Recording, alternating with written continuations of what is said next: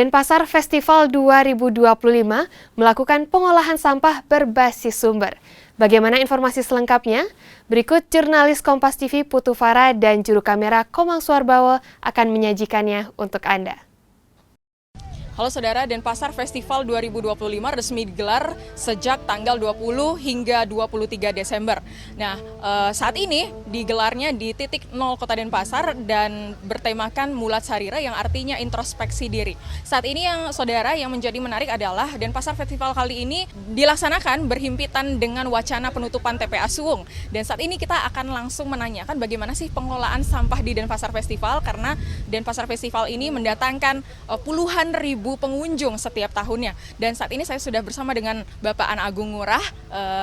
Kita akan langsung menanyakan bagaimana sih pengelolaan sampah di Denpasar Festival 2025 kali ini. Halo, selamat pagi Pak Agung Ngurah. Selamat pagi. Pak Agung Ngurah, bisa dijelasin nggak gimana sih pengelolaan sampah Denfest tahun ini di tengah wacana penutupan TPA Suwung begitu Pak Agung Ngurah? Ya, terima kasih teman-teman. Jadi hari ini atau di Denpasar Festival ini kita agak spesial karena untuk mewujudkan tema Eling Ring Pertiwi, kita akhirnya membentuk sebuah waste department. Waste department ini terdiri dari 18 komunitas lingkungan yang bergerak secara mandiri gitu. Lalu kita mengelola sampah yang ada di Denpasar Festival ini di dalam sebuah lokasi yang tujuannya adalah bagaimana sampah di Denpasar Festival ini terolah dengan baik sampah residu maupun sampah organiknya gitu. Kemudian gimana sih teknis dari pelaksanaan waste department ini? Sampah-sampah yang digelontorkan oleh masing-masing masyarakat pengunjung itu diapain di waste department sendiri?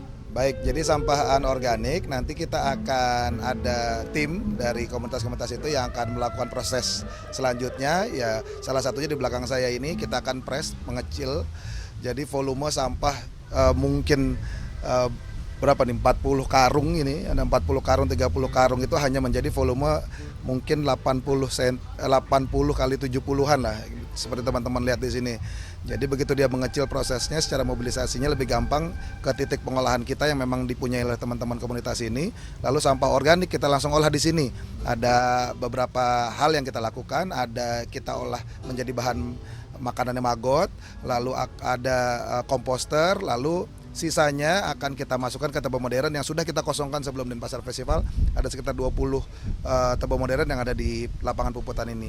Lalu untuk sampah organik tusuk-tusuk sate dan juga chopstick sumpit itu diolah lagi menjadi kayu lembaran oleh teman-teman Chop Value gitu. Jadi semua sampah organik sudah pasti terolah, sampah non organiknya sudah diolah juga tergantung sesuai dengan kategorinya gitu. Yang plastik kita olah plastik, yang kertas kita olah kertas, yang residu nanti ada teman-teman yang dari DLHK yang akan mengolah itu gitu. Dari Denpasar Festival sendiri berapa ton yang dihasilkan sampahnya sehari? Kemudian untuk mesin ini yang menjadikan sampahnya menjadi bol begitu, berapa ton yang bisa diolah dalam sehari? Iya, ini serunya ya, ternyata banyak sampah yang dihasilkan Denpasar Festival.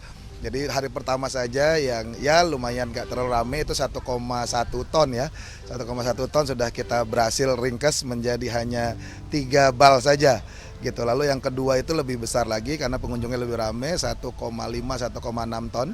Itu juga menjadi 4 bal ya kemarin. Nah, kemarin lonjakannya lumayan besar, mungkin lebih dari 2 ton. Ini sekarang menjadi 4 bal. Gitu, 4 bal, ada yang plastik, ada yang residu, dan sampah organik sudah terolah semua. Sudah jadi bahan maggot, sudah ada yang masuk ke tebo modern, sudah ada yang masuk ke komposter. Gitu. Kemudian untuk pos-pos sampah sendiri, saya sudah melihat sendiri langsung pos-pos pemilahan sampah di setiap titik Denpasar Festival. Begitu, berapa pos kira-kira yang ada di Denpasar Festival kali ini? Oke, kita menyiapkan ada 12 station namanya, 12 station yang tersebar di sekitar Denpasar Festival ini. Memang kalau kami dari komunitas lingkungan, sampah ini hanya fisik saja gitu, jadi bukan menjadi target utama kami. Target utama kami adalah bagaimana masyarakat yang datang ke Denpasar Festival ini akhirnya teredukasi masalah pemilahan sampah, yang akhirnya menimbulkan kesadaran secara kolektif. Itu sebenarnya tujuan dari teman-teman komunitas bergabung di sini secara mandiri. Jadi tujuan besar kita, saya bisa pastikan ya lebih dari 90% akhirnya tercapai. Nah, tinggal pembuktian akhirnya adalah apakah kami mampu mengolah sampah ini 100%, tapi kesempurnaan saya rasa agak sulit ya di percobaan pertama ini.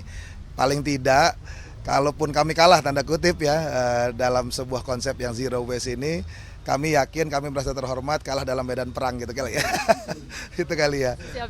Kemudian relawannya dari mana nih Pak? Kan tadi saya sempat lihat juga memang dari anak-anak sekolah begitu. Itu dari mana aja relawan yang Bapak ini hire? Ini yang luar biasa, jadi ternyata begitu kami mengemukakan ide ini, jadi ada 18 komunitas lingkungan yang sudah bergabung, lalu ada adik-adik dari SMP, SMK, universitas juga ikut tergabung, lalu surprise nih teman-teman pengunjung yang lewat-lewat gitu, terus dia menanyakan boleh nggak saya jadi relawan. Jadi ada juga tuh yang dari pengunjung tiba-tiba menjadi relawan gitu. Jadi ini masif banget, masif. Hari ini juga kayaknya banyak teman-teman lain yang juga ikutan bergabung gitu. Mungkin saya ingin menanyakan lanjut ke tentang sampahnya dulu.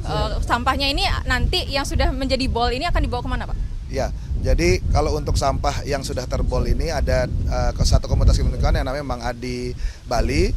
Itu memang beliau ekspertasnya di bidang sampah-sampah anorganik, jadi langsung dibawa ke sana gitu. Karena kalau diolah di sini kan nggak mungkin, mesinnya juga cukup besar. Jadi yang kita bisa bawa paksakan itu adalah mesin di belakang ini, mesin pengepres, agar keluar dengan volume yang lebih kecil gitu. Tapi ini akan diolah bukan ke TPA yang pasti gitu. Jadi tidak ada, kami menggaransi tidak ada dari kami ya, tidak ada barang atau sampah yang dihasilkan oleh Denpasar Festival yang masuk ke Waste Department lari ke TPA. Itu bisa kami pastikan.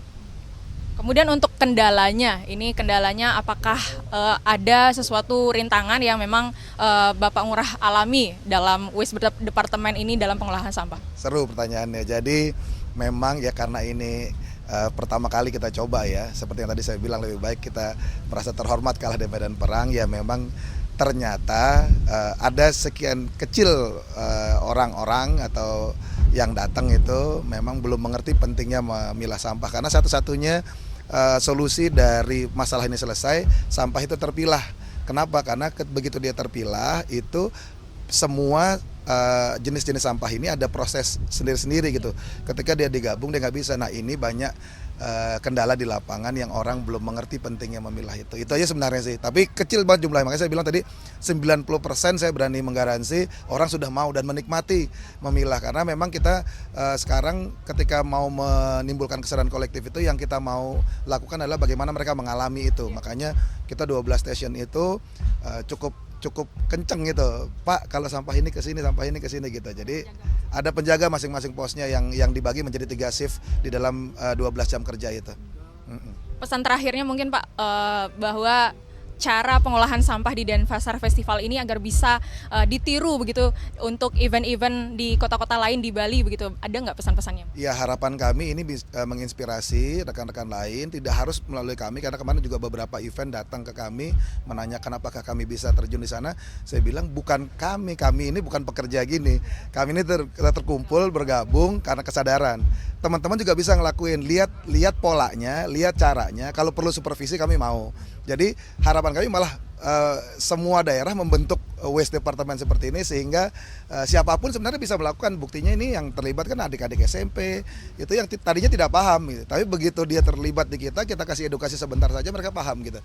Jadi semua bisa melakukan. Harapan saya, daripada kita ribut-ribut, ayo kita mulai bertindak sesuatu, eling ring pertiwi, lalu saya yakin semua bisa, lalu kalau bingung ketika sudah dipilah ini kemana dia, ya boleh diskusi dengan kami, jadi siapa tahu kami bisa saja, komunitas ini bisa ngolah ini, komunitas ini bisa ngolah ini, kira-kira seperti itu. Jadi kita semua bisa kok, buktinya Denpasar bisa, Denpasar Festival bisa, gitu. Jadi teman-teman semua bisa, saya yakin bisa.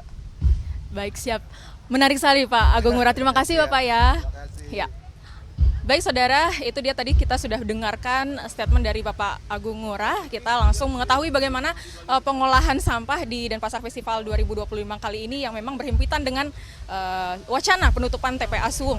Dan saat ini sudah dijelaskan tadi saudara bahwa sampah-sampah di Denpasar Festival ini langsung diolah di lokasi langsung. Jadi ada beberapa seperti misalnya sampah residu, kemudian ada sampah organik dan anorganik yang memang langsung dipres menjadi satu bol sampah yang nanti akan dibawa ke masing-masing bank sampah, kemudian ada yang diolah menjadi pupuk, kemudian sebagai bahan makanan maggot. Dan memang tadi Pak Agung Ngurah juga sudah mengatakan bahwa memang tidak ada sampah yang akan dibuang ke TPA. Putu Farah, Komang Suarbawa, Kompas TV, Denpasar, Bali.